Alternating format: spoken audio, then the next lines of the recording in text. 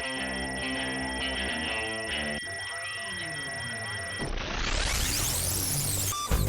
what's up, everybody? Welcome to Comic Book Club. I'm Alex. I'm Justin. And Pete is away this week. We couldn't keep it together. I know. For 2 weeks in a row. It's so hard these days. I know. Pete left his heart at AngerCon, I believe. Yeah, I know. He had to get back. He had one more really angry thing to say. He literally left his heart at AngerCon. Yeah. Don't ask him. Don't ever bring it up. Anyway, we have 3 great DC reviews for you guys today. We're going to talk about Justice League, Cry for Justice, number 2. The Red Circle, The Hangman, number 1. And Doom Patrol, number 1. Probably like the 40th or 50th Doom Patrol, number 1. Very exciting. All you DC heads out there, you know stay tuned. Here we go. We are going to tear you a new one. Let's start off with Justice League, Cry for Justice, number 2. Now, we were pretty harsh, I think, we on slammed the first issue. What do you think of this one? I actually like this a lot better. The characters say justice half as many times. Oh, Still, and they barely cry at all. Yeah. Still, they say the word justice like 9 times in the issue, which I think is a little ridiculous. We get it. But I like we're seeing the characters. I like the dialogue's great, I thought. It's great to see Hal Jordan is fucking a lot, like in a threesome. Yeah, okay. I mean, let's start off or continue by talking about the first page of this issue. It created a fair amount of controversy online. There's a bit of dialogue where Hal Jordan and Green Arrow are talking, and Hal Jordan says, "Listen, I've never told you," and Green Arrow said that you had that crazy night with Huntress and Zinda and a bottle of grappa. Huntress, Lady Blackhawk, and a bottle of grappa. There you go. Yeah. And then Green Lantern responds, "Wait, you'd heard about that?" And then Green Arrow says, "Of course, Dinah completely told me about it." Dinah was watching behind the couch, man. That's all to you, sir. Obviously, those are Birds of Prey characters. No less than Gail Simone was not particularly happy about that turn of events. Right. It's super weird. Do you think they drank the grappa, or...? No, it's crazy to me. What they did was they found a bottle of grappa and then they played Candyland. Yeah, it's weird. That's what I read. Spin the grappa. Ding. This is sort of the stilted, awkward humor that I feel like is throughout this issue. I did not like this at all. There's not a lot of humor in the issue. Well, that's the thing. Is like he tries to throw this in as a joke and it completely falls flat because nobody sounds like themselves. Everybody's very stilted. Everybody's standing there talking about justice all the time.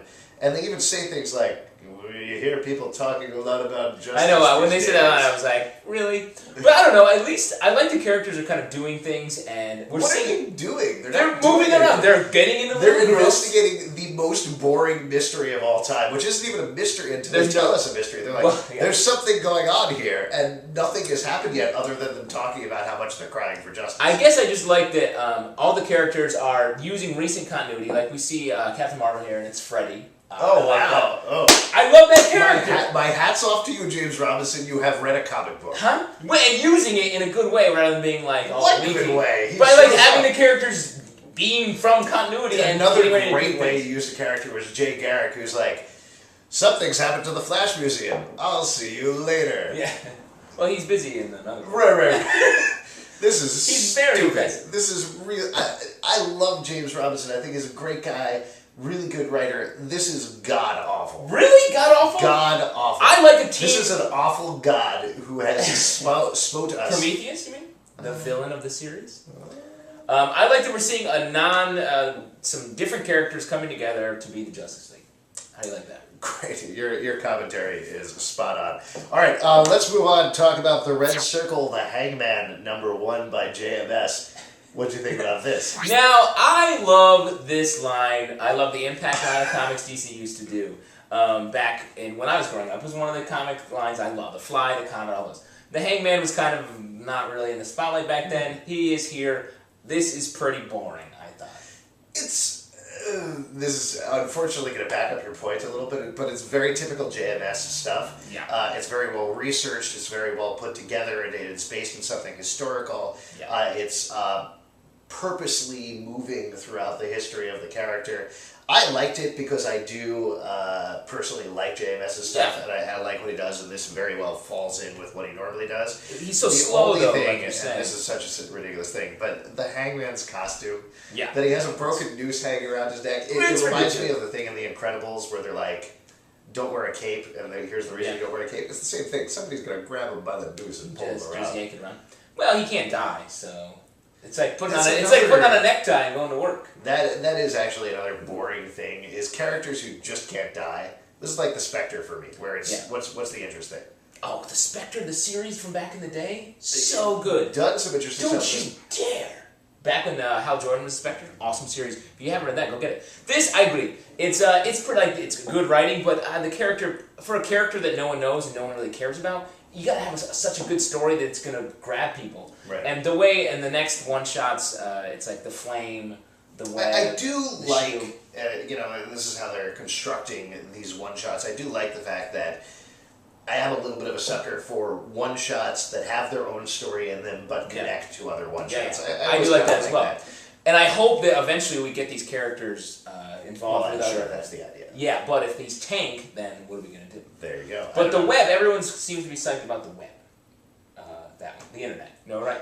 Everyone's really excited about the internet. I right, heard guys? there's some sites on this web that you can check out. Yeah, comic book sites. Like what? I don't know. We should go buy some links. Yeah, Some hyperlinks. We should. I'm gonna take all my beads and my flues, and I'm gonna go buy links. Yeah. Well, I've been racking up so many internet bucks. I spend American dollars and buy all these internet. Oh, that's really cool. I gotta check that out. All right. Would you say pick up the Hangman? Yeah. I would say pick him up by his tiny little noose.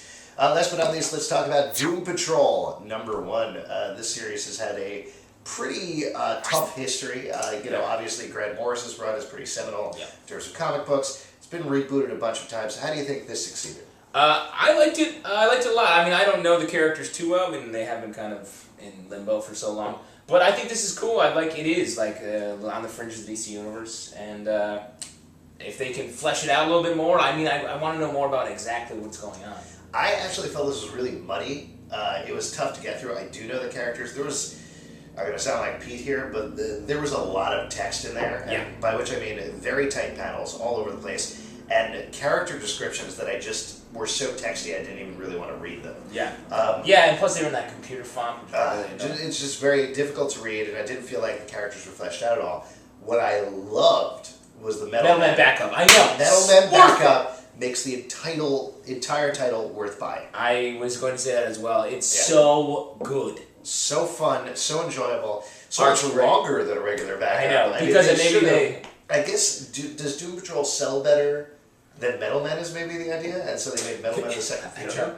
There has been so much more chatter on the internet on the web, about the Metal Man backup than the Doom Patrol series. Yeah, it's great. It's well drawn. It's a team from JLI back together again. Love it. Which is awesome. Yeah. And it's so much fun, such a good story, too. Yeah. I want to see Doom Patrol either get better or go away and just be replaced. Slowly, the Metal Man backup gets bigger and bigger. Right, and then they flip sides, and then the Doom Patrol just disappears. But I will say, it was muddy, and like I was saying, I didn't know quite what to think of it, but I think the Doom Patrol ends in a very good place, and maybe a good springboard. I love the Doom Patrol, and I would love to see a good Doom Patrol title, so I'm definitely sticking for the second issue. I just don't think this is a slam bang first issue that we need. I agree with you. All right, cool. If you have a question for us, you can write us at comicbookclublive@gmail.com, twitter.com/comicbooklive, popcultureshock.com/cbclub, iTunes. You can check out these very episodes at Comic Book Club Live. Watch this episode. This thing you are watching, you can watch. If you're ever in New York City, come on down to the People's Improv Theater, where we do a live version of the show called Comic Book Club, Tuesday nights at 8 p.m. Pete's sometimes there. Pete is sometimes there.